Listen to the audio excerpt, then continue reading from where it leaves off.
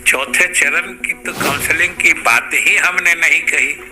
हमने तो कहा तृतीय चक्र में जिन नियोजन इकाइयों में तकनीकी कारणवश काउंसलिंग का काम नहीं हो पाया है, हम वहां भी इसी बीच में करा देंगे और बाकी प्रक्रिया पूरी करके हमें पूरा एहसास है और हम पूरी तरीके से संवेदनशील हैं कि हमारे चयनित अभ्यर्थियों को, जैसा कि हमने पहले भी कहा, कि अब और अधिक इंतजार नहीं करना पड़े, इसके प्रति हम पूरी तरह सजग और संवेदनशील हैं।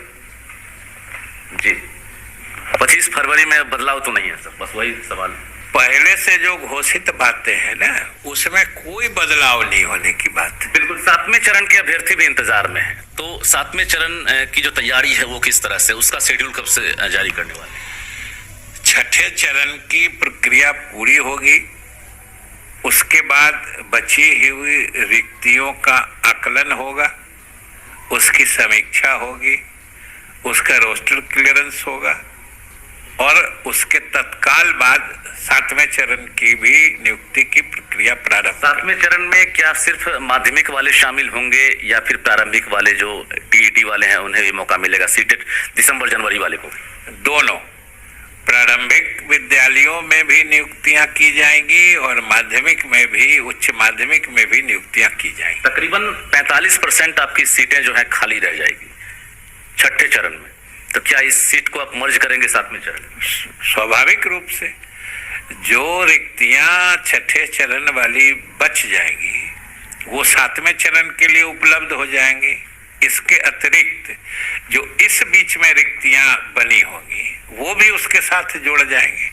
इसलिए 7वें चरण में भी हम अच्छी खासी नियुक्तियां करने जा रहे हैं। मेरिट और नॉन मेरिट का विवाद थम गया है आपकी नजर में, क्या लग रहा है वो सब प्रभाव तो नहीं डालेगा? थम नहीं गया है, वो अर्थहीन है मेरिट और नॉट इन मेरिट लिस्ट का, उसका कोई माने नहीं है। हमने कहा वो अर्थहीन है, वो थोड़े समय के लिए उसके संबंध में भ्रम की स्थिति पैदा हुई थी, जो किसी कारणवश हुई थी, उसमें हम जो अभ्यर्थी हैं उनका भी दोष नहीं दे सकते हैं। कुछ तकनीकी कारणों से ये समझने की स्थिति बनी, लेकिन विभाग के द्वारा, बोर्ड के द्वारा तत्काल सारे स्थिति को साफ कर दिया गया, क्योंकि ये पात्रता परीक्षा है, ये कोई मेरिट लिस्ट नहीं बनाता है। मेरिट लिस्ट तो नियुक्ति इकाई में बनती है, तो वहां सिर्फ क्वालिफाइड एंड नॉट क्वालिफाइड होता है। क्वालिफाइड लोगों का मेरिट लिस्ट तो नियुक्ति इकाइयों में बनता है, इसलिए वो किसी तकनीकी कारण से भ्रम की स्थिति उत्पन्न हुई थी, जिसे साफ कर दिया गया था। और मैं समझता हूं शामिल होंगे, दोनों शामिल होंगे, दोनों क्वालिफाइड है, दोनों योग्य बने रहेंगे। चलिए, और अब तो और अच्छी बात है कि हम लोगों ने भी निर्णय ले लिया है एनसीटीई के तर्ज पर कि एक बार क्वालिफाइड फॉर लाइफ टाइम, एक बार जो पात्र हो गए वो जिंदगी भर के लिए उनकी पात्रता बने रहेगी, बशर्ते उम्र सीमा तक। अभ्यर्थी बेसब्री से इंतजार कर रहे हैं और इस बार चाह रहे हैं कि 25 फरवरी को नियुक्ति पत्र मिले, सबसे पहले मुंह मीठा करेंगे शिक्षा मंत्री विजय कुमार चौधरी का। तो मिठाई पैक्ट होना शुरू हो गया, जरूर कराना चाहिए। ये क्यों नहीं समझते हैं कि ये सरकार की ही सक्रियता है, विभाग की सक्रियता है, नहीं तो पूरा मामला तो न्यायालय के पेच में फंसा हुआ था। 1.5-2 साल से बातें बढ़ कहाँ रही थी। इसलिए हमारे अभ्यर्थीगण इस बात से अवगत हैं और इस बात का एहसास हमारे अभ्यर्थियों को है कि ये विभाग और सरकार की सक्रियता के कारण ही प्रक्रिया को आगे बढ़ा सके।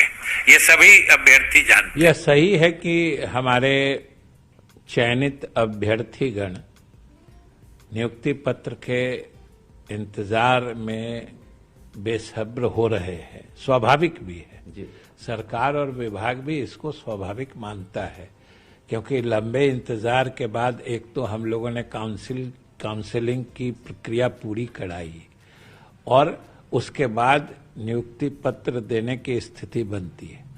लेकिन इतने सारे हमारे नियोजन इकाइयां थी और सब जगह नियुक्ति की प्रक्रिया चल रही थी, तो इसी कारण से थोड़ा विलंब हुआ है। और अभी भी अब जैसे पिछले ही दिनों जो हम लोगों ने छठे चरण के तृतीय चक्र में जो काउंसलिंग का काम कराया, कुछ जगह जो हमारे नवनिर्वाचित जनप्रतिनिधिगण हैं, जो नियोजन प्राधिकार के पदाधिकारी हैं, उन लोगों के असहयोग के कारण भी नहीं हो सका है। तो जहां जहां जिन नियोजन इकाइयों में हम नियोजन या काउंसलिंग की प्रक्रिया पूरी नहीं कर पाए हैं तृतीय चक्र में, हम उनके भी तिथि की शीघ्र घोषणा करेंगे इसी बीच में।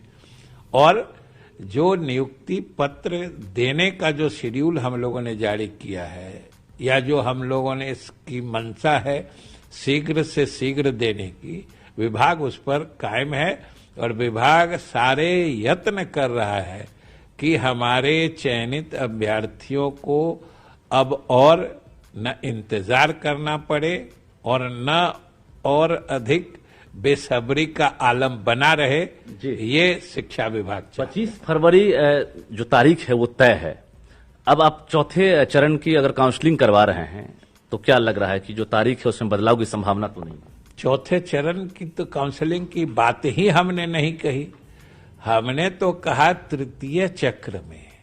चौथे चरण की तो काउंसलिंग की बात ही हमने नहीं कही, हमने तो कहा तृतीय चक्र में। जी, जिन नियोजन इकाइयों में तकनीकी कारणवश काउंसलिंग का काम नहीं हो पाया है, हम वहां भी इसी बीच में करा देंगे और बाकी प्रक्रिया पूरी करके छठे चरण की प्रक्रिया पूरी होगी।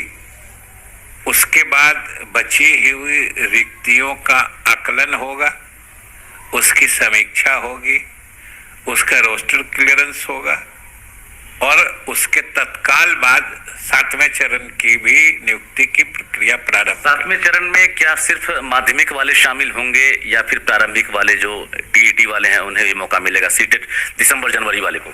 दोनों प्रारंभिक विद्यालयों में भी नियुक्तियां की जाएंगी और माध्यमिक में भी, उच्च माध्यमिक में भी नियुक्तियां की जाएंगी। तकरीबन 45% आपकी सीटें जो है खाली रह जाएगी छठे चरण में, तो क्या इस सीट को आप मर्ज करेंगे सातवें चरण में? स्वाभाविक रूप से जो रिक्तियां छठे चरण वाली बच जाएंगी वो सातवें चरण के लिए उपलब्ध हो जाएंगी। इसके अतिरिक्त जो इस बीच में रिक्तियां बनी होंगी वो भी उसके साथ जोड़ जाएंगे। इसलिए सातवें चरण में भी हम अच्छी खासी नियुक्तियां करने जा रहे हैं।